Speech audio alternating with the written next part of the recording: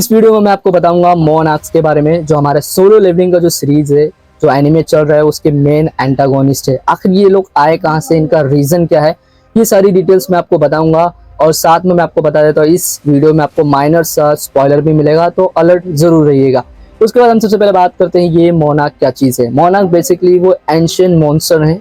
उन ancient monster को monarch बुलाया जाता है। उनका बेसिकली काम होता है ह्यूमन रेस को डिस्ट्रॉय करना। तो इसलिए ये मेन एंटागोनिस्ट है हमारे सोलो लेवलिंग एपिसोड या फिर सोलो लेवलिंग एनिमे का।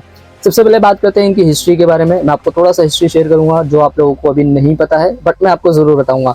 तो इसमें क्या होता है, बहुत समय पहले, बहुत समय पहले, जब इस वर्ल्ड में, सोलो लेवलिंग वर्ल्ड में कुछ भी नहीं था, सिर्फ लाइट और डार्कनेस था। तो जो सबसे पावरफुल बींग्स है, जिन्हें एब्सोल्यूट बींग बोला गया है, ये एब्सोल्यूट बींग्स ने लाइट की मदद से रूलर्स को क्रिएट किया और डार्कनेस की मदद से मोनार्क्स को क्रिएट किया। अब मोनार्क का काम ही था डिस्ट्रक्शन करना, ह्यूमन रेस को खत्म करना, और जो रूलर्स थे उन सभी चीजों को उससे प्रोटेक्ट करते थे। अब कॉमन सी बात है, एक तरफ से प्रोटेक्टिव करने वाला है, दूसरी ओर डिस्ट्रक्शन करने वाला है, तो इन दोनों के बीच वॉर होना तय है। तो दोनों के बीच में वॉर होता था और काफी ज्यादा डिस्ट्रक्शन भी होता था। अब उसके काफी टाइम बाद, वॉर होने के बाद काफी टाइम बाद, जब ह्यूमन रेस परफेक्टली डेवलप होने लगी, उसके बाद जो है वापस से जो मोनार्क है वो ह्यूमन वर्ल्ड में आने की कोशिश करने लगे।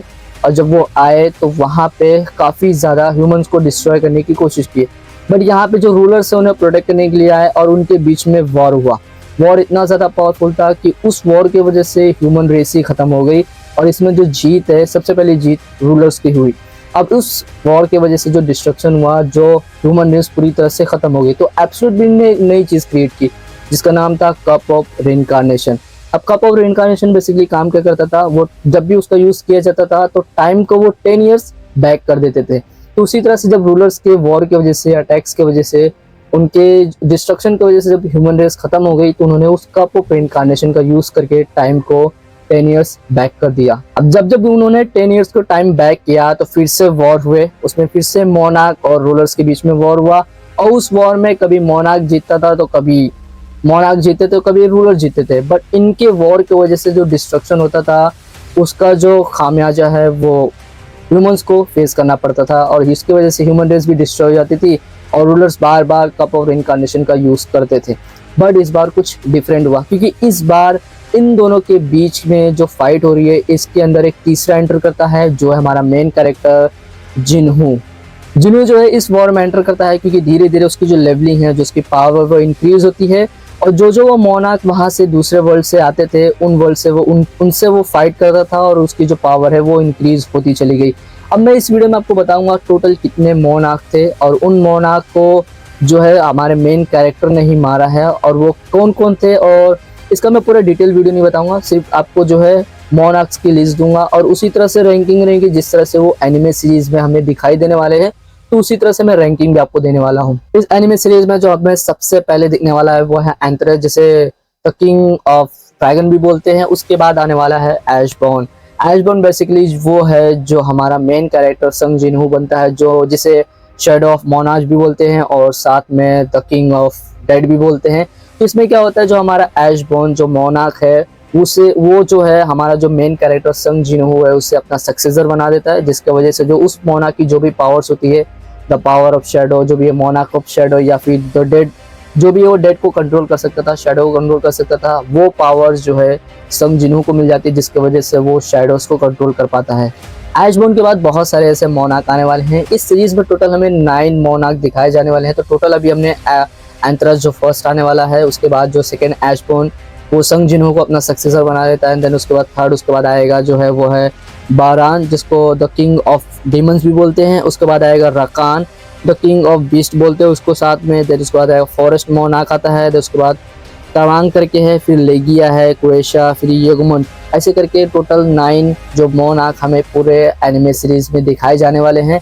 तो ये सारे काफ़ी पावरफुल जो है मोनार्क है, जिसके साथ हमारा जो मेन कैरेक्टर वो बैटल करने वाला है। और इस बैटल के दौरान वो काफ़ी ज़्यादा स्ट्रॉन्ग भी होगा। बट इस बार जो है हिस्ट्री चेंज हो जाती है, क्योंकि इस बार जब हमारा मेन कैरेक्टर उनसे एक एक करके फाइट करता है, तो इसके अंदर बहुत ही कम डिस्ट्रक्शन होता है। और इसके वजह से, इसके जो फाइट की वजह से, इस बीच में उसके बहुत सारे ऐसे अपने होते हैं जिसके जो उसके फेवरेट कैरेक्टर आई मीन जो उसके अपने जिन्हें वो पसंद करता है, उनके बहुत सारे ऐसे जो लोग हैं वो मारे जाते हैं, जिसके वजह से वो उन्हें फिर से ज़िंदा करना चाहता है। और इसी की वजह से वो रूलर्स जब उसके पास आते हैं, जब वो जितने भी मोनार्क है उन सभी को मार देता है, तो रूलर्स उसके पास आते हैं और उससे विश पूछते हैं, जहाँ पे हमारा मेन कैरेक्टर संग जिनवू जो है वो वापस से कप ऑफ रिइंकार्नेशन का यूज़ करने बोलता है। अब जब कप ऑफ रिइंकार्नेशन का वो यूज़ करेगा तो टाइम्स 10 ईयर्स बैक हो जाएंगे, यानी कि वो मोनार्क फिर से अलाइव हो जाएंगे और उनसे फिर से बैटल करना पड़ेगा। बट इस बार डिफरेंट है, क्योंकि हमारा जो मेन कैरेक्टर है उन सभी से बैटल करने के बाद वो इतना ज़्यादा स्ट्रांग हो जाता है कि वो उन सभी को मार सकता है। इसके लिए वो कप ऑफ रिइंकार्नेशन का यूज़ करता है, ताकि उसके वजह से या जो बेसिकली उस वॉर में, उस फाइट में और जो लोग मारे गए हैं वो उनको फिर से जिंदा कर सके। इसके वजह से वो कप ऑफ रिइंकार्नेशन का फिर से यूज़ करता है, टाइम को 10 ईयर्स बैक करता है और वापस से जाके उन सभी मोनार्क के साथ फाइट करता है। अब उस फाइट में उसको लग जाते हैं लगभग 27 ईयर्स।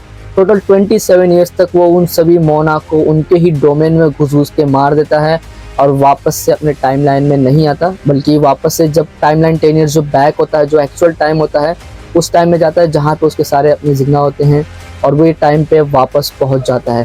तो ये स्टोरी होने वाली है टोटल। हमारा जो सोलो लेवलिंग है ये स्टोरी ऐसे ही जाने वाली है और वो उन मोनार्क से इस तरह से फाइट करने वाला है।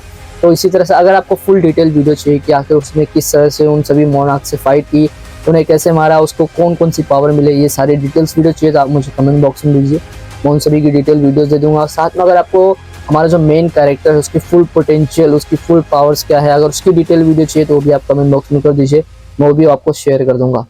तो मिलते हैं नेक्स्ट वीडियो में। अगर आपको ये वीडियो अच्छा लगा तो वीडियो को लाइक कर दीजिएगा। और ये स्टोरी यहीं पे आके एंड नहीं होती है, आगे बहुत कुछ होने वाला है जो आपको एनिमे सीरीज में दिखाया जाएगा। तब तक के लिए मिलते हैं नेक्स्ट वीडियो में। बाय।